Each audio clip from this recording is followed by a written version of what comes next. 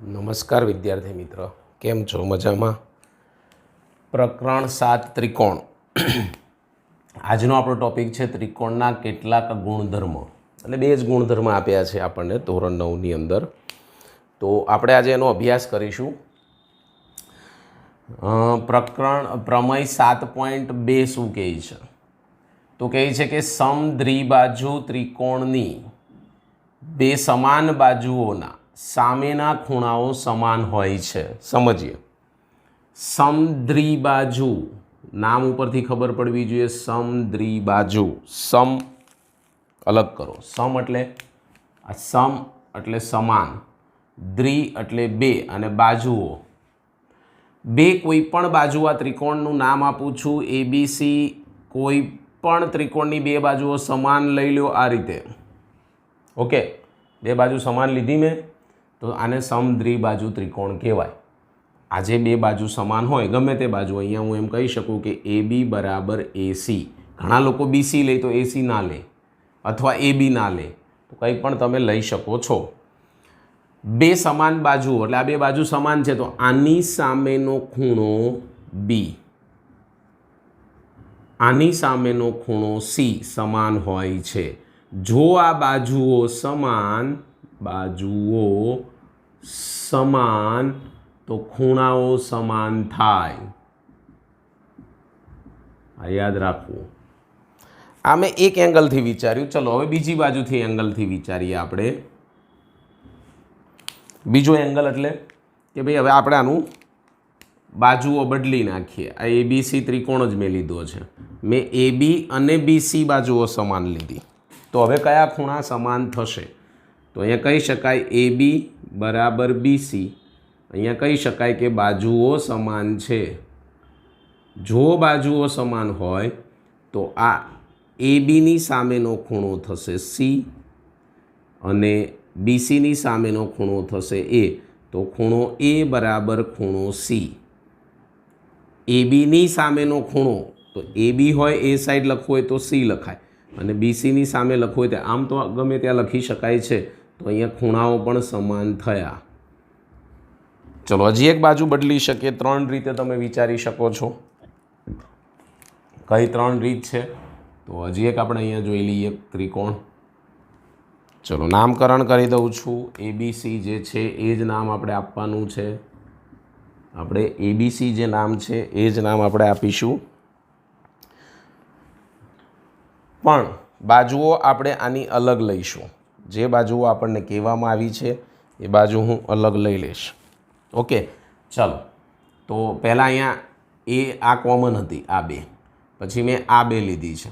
હવે હું આ બે બાકી છે તો એ લઈશ. તો આ બે બાજુઓ સમાન લઈશ. તો આની સામેનો ખૂણો આ અને આની સામેનો ખૂણો આ સરખો થશે. તો પહેલાં આપણે બાજુઓ લખી નાખીએ. તો કે ભાઈ AC બરાબર BC. અહીંયા લખી શકાય બાજુઓ.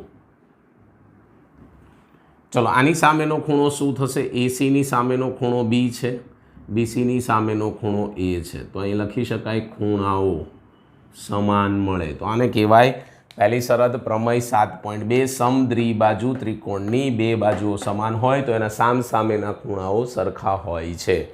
ફરીવાર કહું છું કે અથવા તો એવું કહેવાનું, સમદ્વિબાજુ ત્રિકોણની બે બાજુઓ સમાન હોય તો તેના સામસામેના ખૂણાઓ સમાન હોય છે. તો આ મેં તમને સમજૂતી આપી. જઈએ આપણે 7.3 ઉપર. એનું પ્રતિપ્રમેય છે. 7.2થી ઉલટું પ્રતિપ્રમેય. એમ કહે છે કે ખૂણા સમાન હોય, ત્રિકોણના ખૂણા સમાન ખૂણાની બાજુઓ સમાન હોય છે, વિરુદ્ધ. ચલો જોઈએ આ જ આકૃતિ. મારી પાસે બે ખૂણાઓ પહેલાં હું સરખા લઈ લઉં. ધારો કે મેં આ બે ખૂણાઓ સરખા લીધા, તો હું પહેલાં આ લખીશ. આને મારે ઉપર લખવાનું થશે હવે કે ખૂણો B બરાબર ખૂણો C.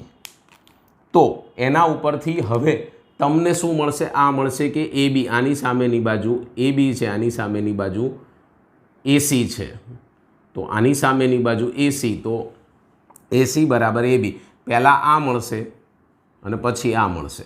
એવી રીતે સેમ આમાં કે ભાઈ કયા બે ખૂણા? ખૂણો A અને ખૂણો C, અથવા ખૂણો C અને ખૂણો A. પહેલાં ઉપર લખવાનું. તો ખૂણો Aની સામે BC, Cની સામે AB, એટલે AB બરાબર BC. સેમ કે ભાઈ અહીંયા ખૂણો એ ખૂણો બી છે અથવા બી એ છે તો બીની સામેની બાજુ એસી અને એની સામેની બાજુ બીસી, તો બંને પ્રમેયો એકબીજાના પ્રતિપ્રમેય છે. શું છે? પ્રતિપ્રમેય. એટલે એકબીજાના વિરુદ્ધ કામ કરે છે એવું પણ કહી શકાય. એકબીજાના પ્રતીપ, આપણી ગણિતની ભાષામાં પ્રતીપ વાપરી શકાય. શું વાપરી શકાય? પ્રતીપ. એના પછી કહે છે સમબાજુ ત્રિકોણ. એના પછીનો આપણો ટોપિક છે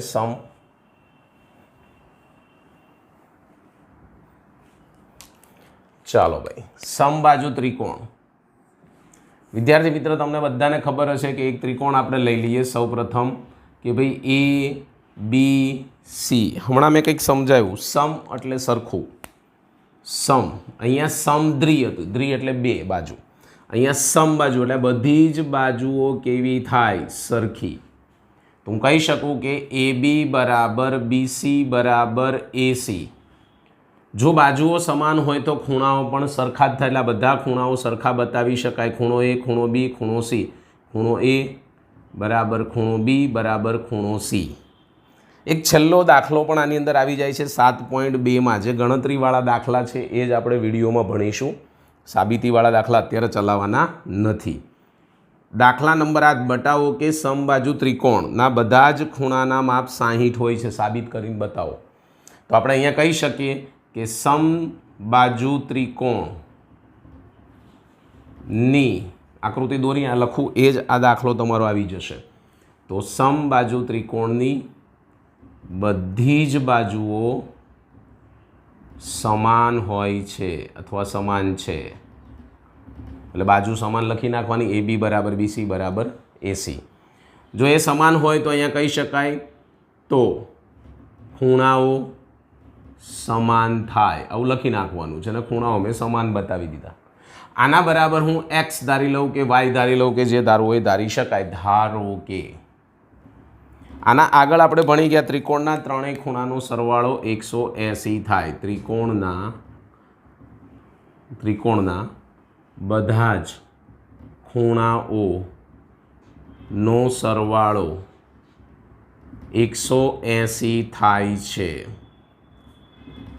તો આપણે ખૂણાનો સરવાળો આની અંદર લખી નાખીએ તો ખૂણો એ પ્લસ ખૂણો બી પ્લસ ખૂણો સી બરાબર 180. એક્સ પ્લસ એક્સ બરાબર 180. 3x બરાબર 180. આ 3 ગુણાકારમાં સામે જશે, ડિવાઇડેશનમાં આવી જશે એટલે ઉડાડશો એટલે અહીંયા આવશે 60 ડિગ્રી. તો એક્સ મને 60 મળ્યો. તો આના ઉપરથી હું કહી શકું ખૂણો એ બરાબર ખૂણો બી બરાબર ખૂણો સી બરાબર એક્સ બરાબર 60. તો ત્રણેય દરેક ખૂણાઓ મને કેવા મળ્યા? 60 માપના મળે છે. આ સાબિતી આવી ગઈ. સિમ્પલ. તો અહીંયા આપણે જે સમજવાનું હતું સમબાજુ ત્રિકોણના ત્રણેય ખૂણા સમાન હોય અને 60ના હોય છે. આથી સમબાજુ ત્રિકોણને સમકોણ પણ કહે છે. આના ખૂણાઓ સમાન આવી ગયા એટલે એને સમકોણ કહેવાય. શું કહેવાય? સમકોણ. આ યાદ રાખજો. સમકોણ ત્રિકોણ કહે છે. આનાથી ઉલટું પણ કહી શકાય કે જો સમકોણ એટલે ખૂણાઓ સરખા હોય તો બાજુઓ પણ કેવી હોય? સરખી. આ જે ખૂણા માટે આપણે પ્રમેય લઈ શકીએ 7.2. બાજુઓ માટે તમે લઈ શકો 7.3. એના અનુસંધાનમાં આપણને સમજૂતી મળી તેવું કહી શકાય. સ્વાધ્યાય 7.2નો પહેલો દાખલો બાકી છે એ સમજી લઈએ. બીજો મેં તમને અહીંયા જોડે જોડે સમજાવી દીધો છે.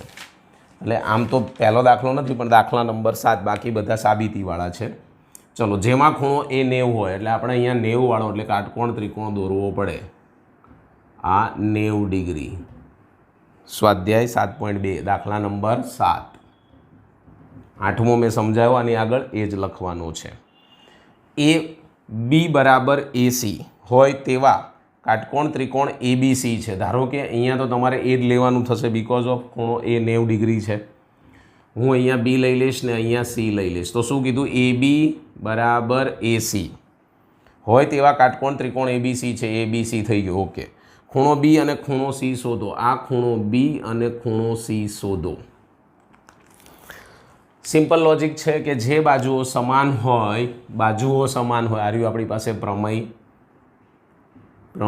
7.2 ની મદદથી શું કહી શકાય કે સમદ્વિબાજુ ત્રિકોણના બે બાજુઓ સમાન હોય તો એના ખૂણાઓ પણ સમાન હોય. તો અહીંયા કહી શકાય બાજુઓ કઈ સમાન કીધી છે, અહીંયા લખી છે AB બરાબર AC છે, માટે એના ખૂણાઓ સરખા થશે. તો AB એની સામેનો ખૂણો C, ACની સામેનો ખૂણો B સમાન છે, બરાબર. ધારી લો ને X છે, ધારો કે. ચાલો, તો ત્રિકોણના ત્રણેય ખૂણાનો સરવાળો અગેન કહી શકાય કે કેટલો હોય 180. તો અહીંયા કહી શકાય ત્રિકોણના ત્રણેય ખૂણાઓનો સરવાળો 180 ડિગ્રી છે, માટે ખૂણો A પ્લસ ખૂણો B પ્લસ ખૂણો C બરાબર 180. કિંમતો મૂકી દો. A છે એ 90 છે, B તમારી પાસે X અને C પણ X બરાબર 180. આ 90 પ્લસ છે સામે જશે અને X પ્લસ X 2X થશે, સામે જશે પ્લસ તો માઇનસ થશે. તો 2X બરાબર 90, 180માંથી 90 જાય એટલે 90 વધશે.